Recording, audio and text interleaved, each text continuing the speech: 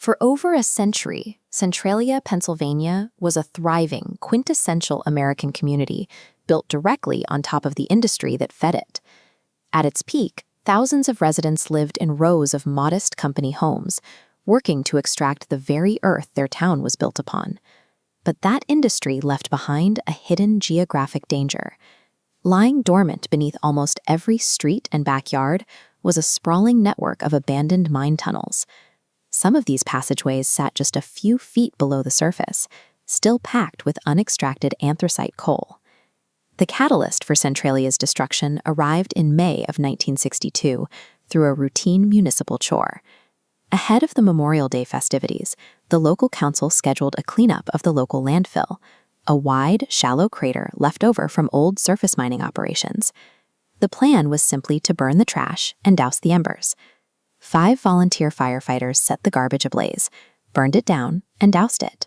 But 2 days later, flames were spotted again. They put it out, only to find the fire burning a third time a week later. They assumed they were dealing with stubborn, smoldering garbage that just needed more water. They were wrong. That mundane cleanup task unknowingly set a trap, turning the town's foundational geography into a devastating vulnerability.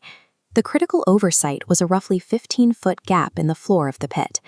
Pennsylvania mining regulations required old mine openings to be sealed with incombustible material, but this particular opening had somehow been missed. The fire bypassed the burning trash on the surface, slipped through this unsealed gap, and ignited the massive coal seam directly beneath the town. From that single point of entry, flames rapidly expanded deep into the sprawling, interconnected tunnel system. The economic consequences hit almost immediately. By August of 1962, lethal carbon monoxide levels from the fire had risen so high underground that all remaining working mines near Centralia were permanently shut down.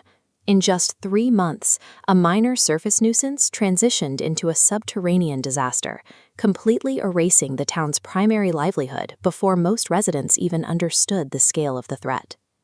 Over the following decades, state and federal agencies launched a series of desperate, expensive interventions. They dug deep trenches to physically cut the fire off from unburned coal. They drilled boreholes and pumped in fly ash slurry to smother the flames from below. But they were fighting a nearly unkillable enemy. Smoldering anthracite coal requires a shockingly low amount of oxygen to maintain combustion, as little as 1 to 2%. The abandoned mines offered more oxygen pathways than engineers could ever physically locate or plug. In 1969, an engineering decision made the crisis significantly worse. Crews decided to seal a nearby exposed exhaust vent, which had originally been intended to pull heat and toxic gas safely away from the town. Looking at this top-down map view, we see how this backfired. Sealing the vent trapped pressure and pushed the fire through an underground barrier.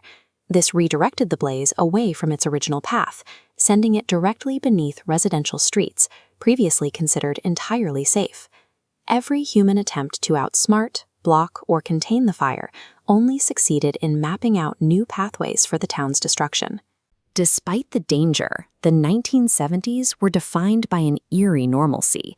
As seen in this photograph from the era, heavily caged exhaust pipes venting smoke were simply part of the neighborhood. Most residents lived alongside the fire, treating the strange smells and wisps of smoke as abstract local curiosities.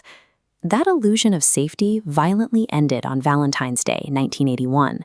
A 12-year-old boy named Todd Domboski was walking through his grandmother's backyard when the ground beneath him suddenly gave way.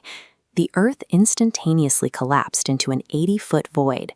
The resulting sinkhole billowed thick steam laden with lethal levels of carbon monoxide. Domboski miraculously survived.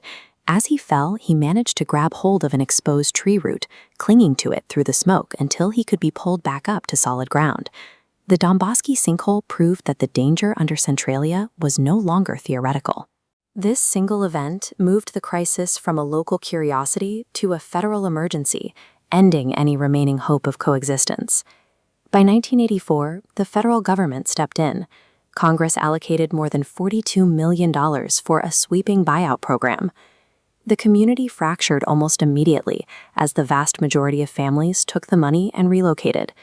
But a determined group of holdout residents refused to leave. They launched a bitter, years-long clash with officials, fighting state safety mandates and arguing that forcing them out violated their constitutional property rights. The government responded with bureaucratic force. In 1992, Pennsylvania invoked eminent domain, formally condemning every remaining property in town. The following year, the federal government delivered the final blow by revoking Centralia's zip code.